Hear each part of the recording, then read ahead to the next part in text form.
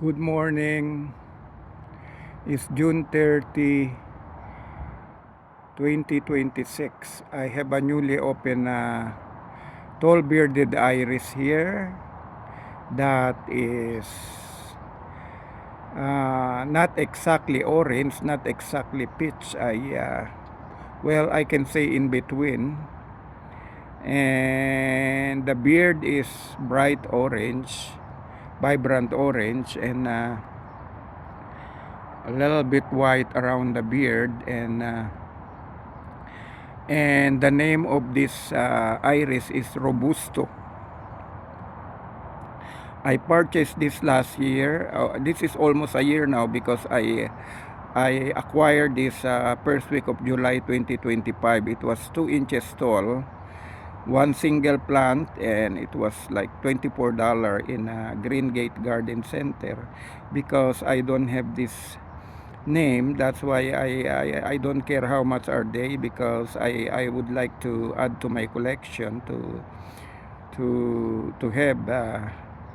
have it, because I was attracted in a yellow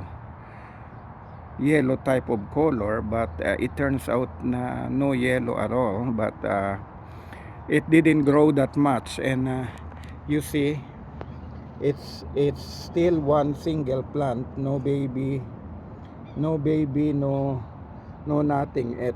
It grows a little more taller compared to last year, and at least they bloom, and but no baby at all. And this is the tag of it. You see, compare the tag. When you see the tag, it's more yellow on a standard top petal, and now I don't see any yellow on it. So I don't know what is happening, but that is the name of it, Robusto iris. So at least I have it, and it didn't die, because sometimes when you buy, doesn't matter where it came from, no guarantee that they will survive.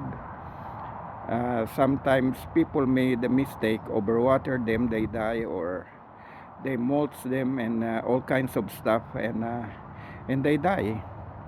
So anyway, I have it. This is a iris named Robusto.